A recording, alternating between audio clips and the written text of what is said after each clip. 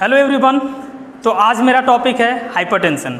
जैसा कि आप सभी जानते हैं कि आज का जो सिचुएशन चल रहा है, आज का तो जो दौर चल रहा है, बहुत ही कॉमन हो गया है क्या, हाइपरटेंशन। तो हाइपरटेंशन के बारे में आज हम लोग देखेंगे, डिस्कशन करेंगे और ये जानेंगे कि हाइपरटेंशन किसके कारण होता है, उसका साइन सिम्टम क्या होता है। जब कोई हाइपरटेंशन से सफ़र करता है तो उसका साइन सिम्टम क्या होता है। नेक्स्ट हम लोग देखेंगे कि उसका डायग्नोसिस, नेक्स्ट ट्रीटमेंट। जैसे कि ट्रीटमेंट में बहुत सारे मेडिकेशन वगैरह आता है, तो ये सारा चीज़ हम लोग डिस्कशन करेंगे। और लास्ट में प्रिवेंशन, जो कि हम अपने लाइफ को कैसे चेंज करेंगे, लाइफ में क्या क्या चीज़ चेंजिंग करेंगे जिससे कि जो हाइपरटेंशन है ये सारा चीज़ ना हो, या फिर अगर है भी तो वो धीरे धीरे हमारे बॉडी से या फिर जो सफ़र कर रहे हैं वो ठीक ठाक हो जाए। ठीक है, तो आइए देखते हैं कि हाइपरटेंशन होता क्या है। तो हाइपरटेंशन जो है also known as high blood pressure, यानी कि जब हमारे बॉडी का नॉर्मल ब्लड प्रेशर से ज़्यादा हो जाता है तो उसी को हम क्या बोलते हैं, हाइपरटेंशन, यानी ब्लड प्रेशर इंक्रीज कर जाना। उसी को दूसरा नाम से क्या बोलते हैं, साइलेंट किलर। क्या क्या कारण है, तो हाइपरटेंशन होने का कारण है फर्स्ट अनहेल्दी डाइट। आजकल बहुत सारे मार्केट में जैसे कि फास्ट फूड, जंक फूड और भी अगर हम जो घर पे खाना यूज कर रहे हैं जैसे कि मार्केट का ऑयल्स वगैरह, तो ये ज़्यादा यूज करने से क्या होता है, हाइपरटेंशन होने का चांसेस रहता है। ये भी एक कॉजेज है हाइपरटेंशन का। नेक्स्ट आता है लैक ऑफ फिजिकल एक्टिविटी, यानी कि आजकल बहुत सारे ऐसे पर्सन्स हैं जो कि क्या होता है कि फिजिकल एक्टिविटी से भागते हैं खुद को, जो एक्सरसाइज होता है या फिर और भी बहुत तरह का एक्टिविटी होता है जो नहीं कर पाते हैं। ठीक है, बहुत सारे ऐसे लोग होते हैं जो ऑफिशियल वर्क करते हैं, सिर्फ ऑफिस में जाना है, बैठकर सिस्टम पे काम करना है, देन घर जाना है, खाना खाना है, देन सो जाना है। ठीक, तो ये सारा चीज़ क्या है, जो फिजिकल एक्टिविटी नहीं कर रहे हैं उनमें भी ये होने का चांसेस है, ये भी एक कारण है। और भी बहुत सारे कारण है कि आजकल के जो बच्चे हैं आउटडोर गेम को अवॉइड कर रहे हैं, यानी कि घर में ही फ़ोन लेकर गेम खेलना, डिजिटल गेम खेल रहे हैं। ठीक है, वो फिजिकल गेम नहीं खेलते। ये कारण है कि हाइपरटेंशन ये सारा चीज़ होने का चांसेस रहता है। नेक्स्ट हम बात करेंगे स्मोकिंग का। स्मोकिंग, अगर कोई बंदा जो है स्मोक कर रहा है तो एक हाइपरटेंशन ही नहीं, बहुत सारे डिजीज होने का चांसेस रहता है। रिस्पायरेटरी सिस्टम में बहुत सारे प्रॉब्लम हो सकता है, ये सारा चीज़। नेक्स्ट हम बात करेंगे एक्सेसिव एल्कोहल कंजप्शन। अगर कोई नॉर्मल पर्सन या हेल्दी पर्सन एक्सेसिव अमाउंट में एल्कोहल को कंज्यूम कर रहा है तो ये भी एक कारण बन सकता है आगे चल के हाइपरटेंशन का। नेक्स्ट हम बात करेंगे स्ट्रेस का। आजकल बहुत सारे जो पर्सन है वो क्या कर रहे हैं, स्ट्रेस में रहते हैं। और स्ट्रेस में रहते हैं तो हमारा जो बॉडी है कुछ ऐसे केमिकल्स को रिलीज करता है जो कि हमारे बॉडी के लिए हार्मफुल होता है, और ये भी एक कारण है हाइपरटेंशन का। नेक्स्ट होता है फैमिली हिस्ट्री, फादर या फिर ग्रैंड मदर, ग्रैंड फादर। अगर किन्हीं का फैमिली में ये हाइपरटेंशन है तो ये भी एक कारण बनता है हाइपरटेंशन का कि उसके बच्चे में भी होने का चांसेस होता है। नेक्स्ट हम बात करेंगे एज एंड ओबेसिटी। एज, ये कितने एज ग्रुप को सबसे ज़्यादा अफेक्ट करता है, होने का चांसेस रहता है, तो 40+, यानी कि 40 साल से ज़्यादा, 40 साल से एबव जितने भी एज ग्रुप हैं उनको होने का सबसे ज़्यादा चांसेस रहता है। नेक्स्ट आता है ओबेसिटी, यानी कि जो फैटी हैं, जिनका ओवरवेट है, तो उनमें भी ये हाइपरटेंशन होने का चांसेस बहुत ज़्यादा होता है। ठीक है, तो ये सारे चीज़ जो है कॉजेटिव एजेंट है किसका, हाइपरटेंशन का। ठीक है, नेक्स्ट हम लोग बात करेंगे टाइप। अब बात करते हैं टाइप का, यानी कि हाइपरटेंशन का कितने टाइप्स होते हैं, स्टेज। तो इसमें 3 स्टेज होता है, फर्स्ट स्टेज, सेकेंड स्टेज और जो लास्ट है वो हाइपरटेंसिव क्राइसिस। जो फर्स्ट हम लोग देखेंगे कि फर्स्ट स्टेज में कौन से पेशेंट्स को रखेंगे, कौन से पर्सन्स को रखेंगे।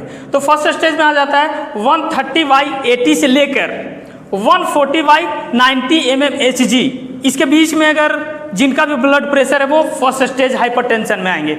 सेकेंड स्टेज हाइपरटेंशन में देखते हैं तो किनको रखेंगे, तो 140/90 mmHg से अगर एबव है तो उनको हम रखेंगे सेकेंड स्टेज हाइपरटेंसिव।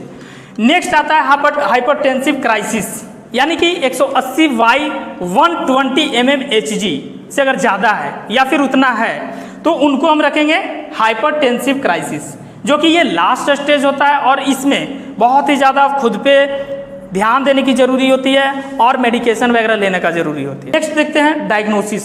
डायग्नोसिस में हिस्ट्री कलेक्शन करेंगे, ठीक है, जो कि ये पॉजिटिव एजेंट में भी हम लोग देखे थे कि फैमिली हिस्ट्री में आ रहा था, तो हम क्या करेंगे, हिस्ट्री कलेक्शन करेंगे।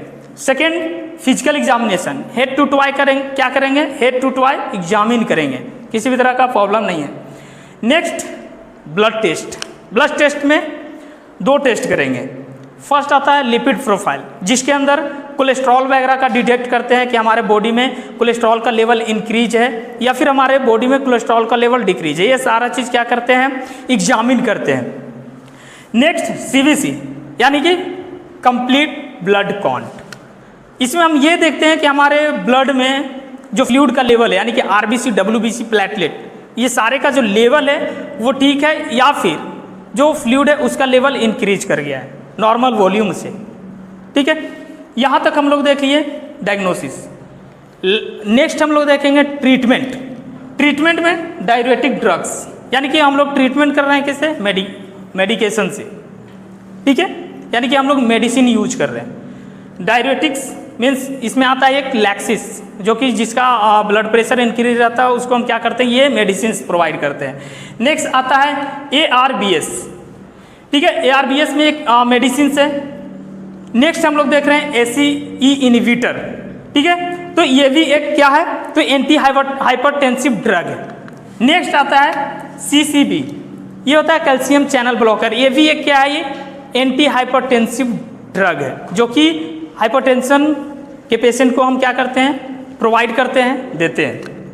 नेक्स्ट आता है बीटा ब्लॉकर, एटिनोलोल, और भी बहुत सारे मेडिसिन हैं जो कि अकॉर्डिंग टू फिजिशियन जैसे भी प्रोवाइड करते हैं, ये हाइपरटेंशन जो पेशेंट है उसको ये देते हैं, यूज करते हैं।